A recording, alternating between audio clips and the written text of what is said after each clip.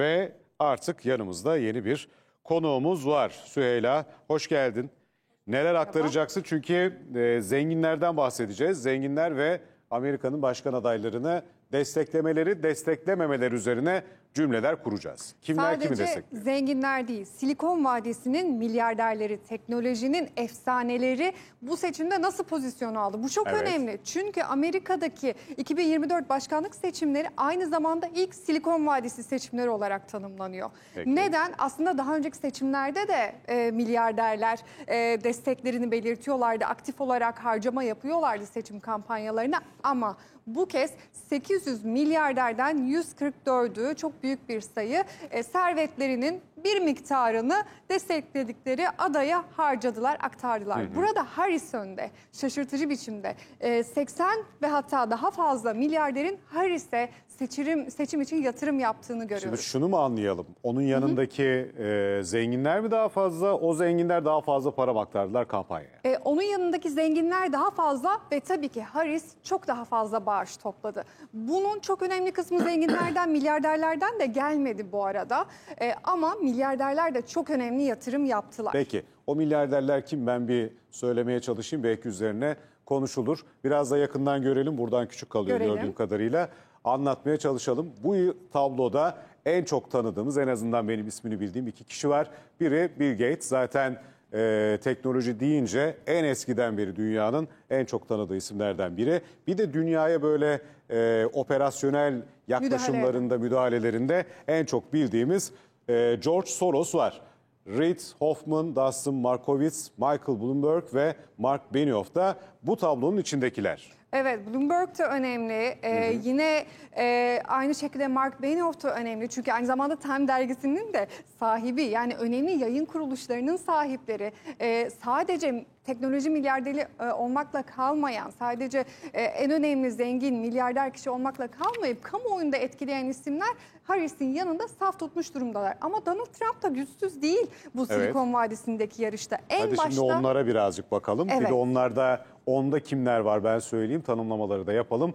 Elon Musk ki bu tablonun içinde Amerika'nın en zengini ama dünyada başka bir Fransız çıkıyor. Değişiyor bu arada sıralama. Tamam. Yine Elon Musk. Çok fark etmez. Zaten böyle 1 milyar dolarcıkla falan değişiyor. Çünkü burada Musk ya birinci ya ikinci dünyada, bir de Jeff Bezos'umuz var, Amazon'un kurucusu. O da 1 milyar dolarla ikinci ya da üçüncü. Evet, çok doğru.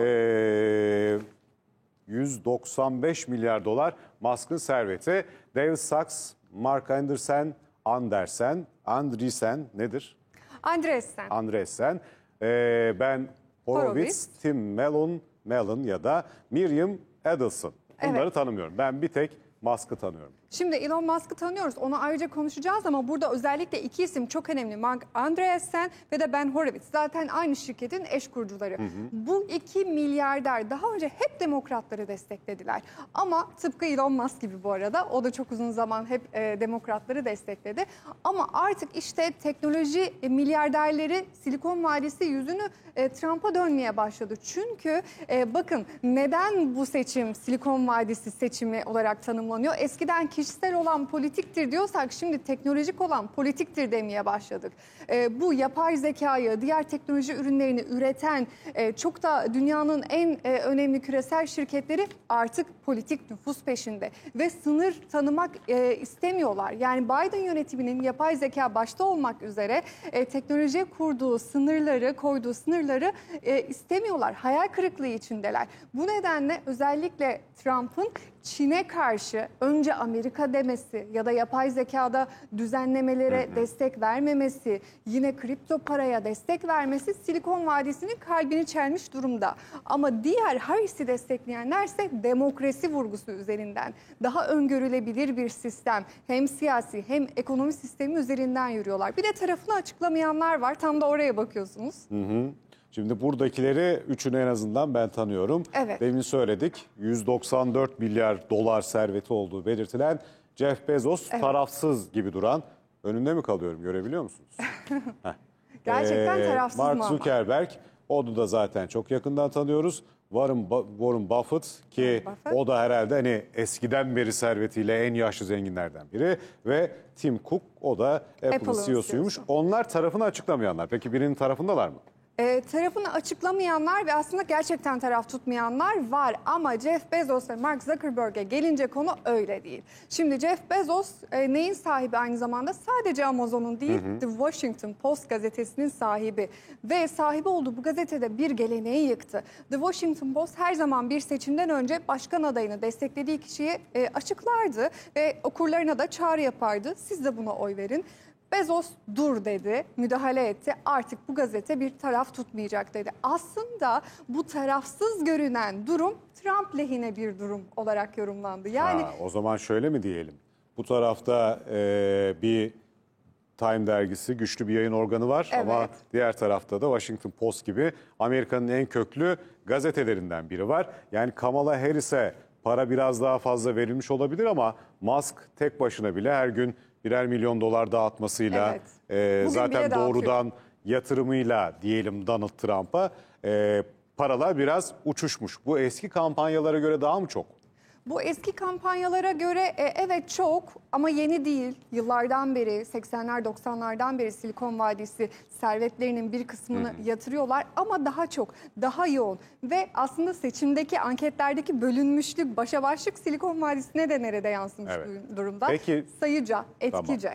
Tamam. Şimdi en çok paraya sahip insanlar aynı zamanda teknolojiyle bu parayı da kazananlar. Birçoğu teknolojinin yanında da İnternet üzerinden, sosyal medya üzerinden de şirketlerin sahiplerinden bahsediyoruz. Bununla ilgili bir tartışma var mı? Çünkü bir tarafta Meta var. O hani o tarafsız gibi görünürken o da mı aslında Trumpçı oldu? Çok aslında dedim, özür diliyorum izleyicilerimizden. Şöyle Trump'ın başkan yardımcısı adayı olarak seçtiği Vance dedi ki bence Zuckerberg gizli Trump destekçisi. Çünkü sürekli Biden yönetimini eleştiriyor.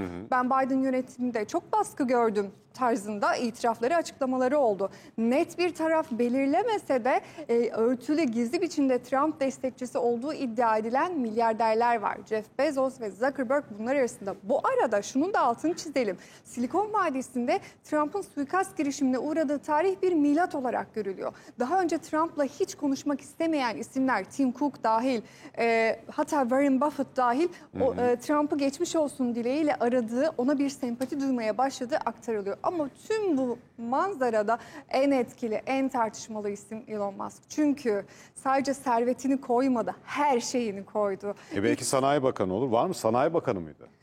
Hayır. Öyle bir bakanlık var Hükümet mıydı? verimliliğini artırma komisyonunun başına gelebilir. Yani bir ödül alabilir. Ama bir bakanlıktan da bahsedilmiyor muydu? Yok, bakanlıktan değil. Peki. Bakan olarak düşünülmüyor. İçimden geçti. Trump kazanırsa bakan olacak Musk bence. Şimdi çok cimriliğiyle de biliniyor Elon Musk. O nedenle hükümet verimliliğini artırma komisyonunun başına getirilebilir. Dolayısıyla hükümetin fazla harcamaları neyse onları kesebilir deniliyor. Peki. Ama tek ödül bu olmayacak. Çok kısa özetleyeyim. Elon Musk'ın elektrikli araç olsun, işte uzay girişimleri olsun, Biden yönetiminden istediğini hiç alamadı. Trump yönetimine o nedenle oynuyor. Her şey duygusal diyebiliriz. Evet. Çok çok teşekkür ediyorum. Bakalım bir sonuçlar ortaya çıksın. Hangi zengin grubu kazanacak? Çünkü sonuç itibariyle öyle ya da böyle onların dedikleri üzerine bir şeyler şekillenmiş olacak. Bunlar da dünyanın en zengin milyarderi, 10 milyarderi. Onlardan da bahsettiğim bu Fransız Bernard Arnault herhalde o geçiyor. Ki ikincisi nerede? Musk orada. 195 milyar dolar onun serveti. Jeff Bezos'un 194 milyar dolar. Hani fakir ama 1 milyar dolar daha fakir. Zuckerberg de bunlara göre biraz daha fakir gibi ama hayli genç, onların arasında geçer belki de. Onun da 177 milyar doları var. Hani etkili etkisiz bakınca Larry Ellison burada geçenlerden biri değildi. Orada 141 milyar dolardan bahsediliyor. Warren Buffett o 133 milyar dolar servete sahipmiş.